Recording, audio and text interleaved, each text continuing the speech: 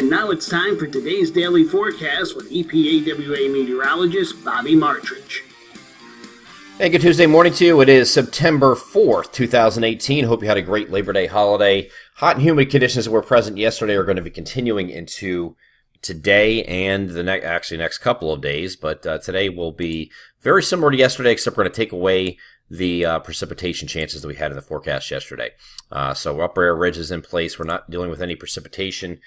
We had a few areas in the afternoon that had some pop-up storms around the Scranton-Wilkes-Barre area, and then maybe the northern Lehigh Valley, maybe some parts of southeast PA got a quick drenching shower. But the concentration of the activity that we had yesterday was more so in the evening, and that was across the far northern tier. Today and Monday, I'm going to show you the NAM high-res future simulated radar because there's nothing really to show you. Today is a much drier day with more sinking air involved and high pressure and control. We're just going to have that the hot and humid conditions present. And heat index values are going to be above 100 degrees in many spots today. Heat advisories have been issued by the National Weather Service. So if you are going to be outdoors for any length of time, whether you're working, exercising, what have you, just make sure you take it easy. I know our bodies are kind of acclimated to this heat now. We've had plenty of these days where it's been hot and humid in the summer. Your bodies are used to it. So it's not as dangerous as it would be if this was occurring in say June, but there's still stress on the body, so make sure you know the signs of heat exhaustion and heat stroke and get medical attention if needed, if you have the signs of heat stroke, certainly. Okay, so today we have another hot and humid day. Same thing here on Wednesday. Both days are going to be partly to mostly sunny days, and no precipitation on either day. Once we get to Thursday, however, we have a cold front moving off from the north, and you can see that right here. Here's the cold front. It's going to have scattered showers and thunderstorms with it moving off to the south and east. Now, this is looking at the afternoon, or early to mid-afternoon here on Thursday. With time, that moves through closer to the evening, moves further south in the central and southern locations. We're going to get into the opportunity for scattered showers and thunderstorms. At this point, to this point in time, does not look like we're dealing with any widespread severe weather. Looks like just general run-of-the-mill thunderstorms. Could have a lot of lightning with it because you're running into a very soupy environment out ahead of it, very hot and humid, in fact, out ahead of it. So we could have a lot of lightning with it, some drenching thunderstorms, but this will be moving through pretty uniformly. And once we get through into the evening hours, you see it looks like it disappears. Well, the front didn't disappear. The precipitation associated with it goes away because you lose the daytime heating. As we get into Friday, it looks like it reappears here, but it's not. It really didn't, folks. It was there the whole time. It just didn't have the precipitation with it. So the front's going to be off to our south, just like this, just south of the Mason-Dixon line. So there's where your front is.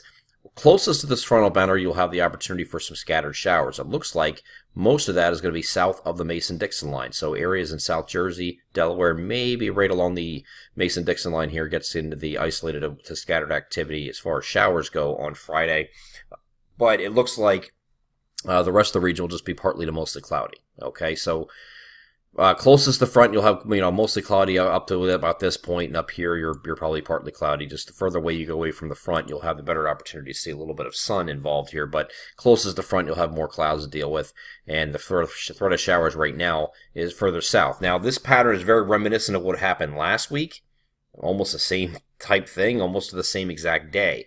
The only difference this time is there's not low pressure forming, or at least not modeled to, forming along this boundary that last week brought some tremendous amounts of rain from Delaware up here into parts of south central Pennsylvania and up into Schuylkill County, Lancaster, Lebanon, places like that.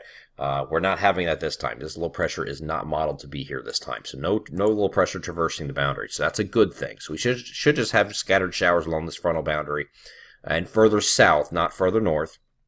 And the rest of the area should be mostly dry, at least as of right now.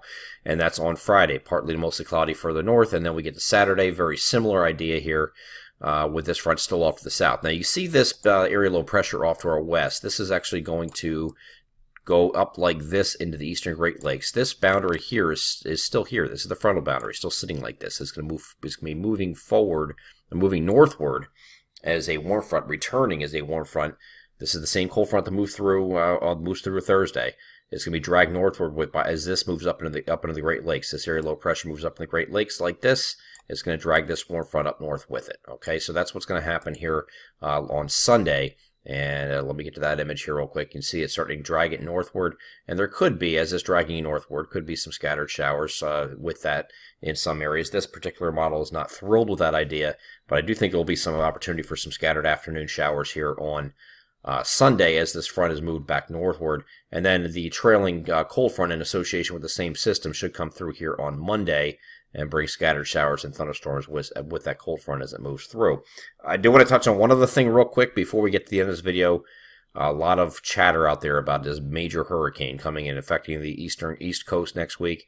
And there it is. That's what it's showing. It's kind of heading towards somewhere in the vicinity of the southeastern U.S. coastline, or it could be up here, or it could be nowhere here in this vicinity at all. There's not a lot of support with it for this right now. Not a lot of support. So we're really not going to buy into this idea until we get closer. There's no real reason to think like this is going to be an issue here in our area or anything to worry about. This is 10 days away, and the odds that something like this would hit the East Coast are not very good right now. A lot of things have to go right for that to happen, or wrong, depending on your perspective. So we're just going to wait this out, see what happens with the model guidance over the next several days. If I could show you a spaghetti plot, which runs 50 different ensembles for the European ensemble, and they are all over the place. So there's no telling right now what this will do. A lot of it has to do with the strength and position of the ridge in the Atlantic and whether or not it can escape the trough and keep west and stay weak enough in order to do that. There's a lot of things, a lot of factors going into that. But when we know something definitively and there is a legitimate threat on the East Coast, we will start alarming people. Right now, it's way too early to get excited about that. So we're just going to let it go for now. Keep it in the back of your mind. We'll revisit this in about 4 or 5 days and see what it's doing at that point. I'm Eastern Weather Authority meteorologist Bobby Marchus. That is your outlook for September 4th, 2018.